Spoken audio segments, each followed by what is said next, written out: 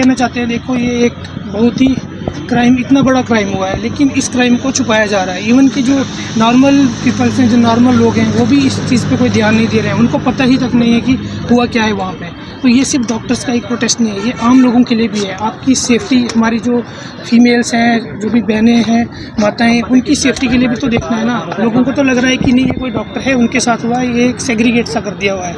ऐसा नहीं, ये आम फीमेल लेडीज, इनकी अगर वर्क प्लेस पर ही वो सेफ़ नहीं फील कर सकती हैं तो फिर कहाँ पर? अगर हॉस्पिटल के अंदर इतने लोगों के बीच में कोई सेफ़ नहीं फील कर सकता है तो आप बाहर आप खुद ही सोच सकते हैं कि कैसा फील कर सकते हैं। बिल्कुल, बहुत ही शर्मनाक चीज़ हुई है और एज ए डॉक्टर हम उसको सपोर्ट करने के लिए मार्च कर रहे हैं। आपको लगता है फीमेल्स जो है वो सब सुरक्षित नहीं है? बिल्कुल, अगर एक फीमेल के साथ किसी और स्टेट में हो सकता है तो किसी के साथ भी हो सकता है। आखिर में क्या कहना चाहिए? बस यही कि हम इस प्रोटेस्ट का हिस्सा बन रहे हैं और ये जो चीज़ हो रही है हम इसके विरोधी हैं। रेजिडेंट डॉक्टर वेस्ट बंगाल के आर्जिकल मेडिकल कॉलेज में फीमेल रेजिडेंट थे, सेकेंड ईयर पीजी। उनके अगेंस्ट बड़ा एक हीनियस क्राइम हुआ था।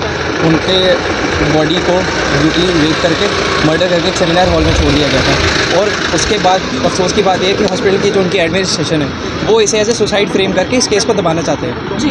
उसके खिलाफ कोई जस्टिस, उसके लिए कोई जस्टिस नहीं है, उसके लिए किसी ने आवाज़ नहीं उठाई है।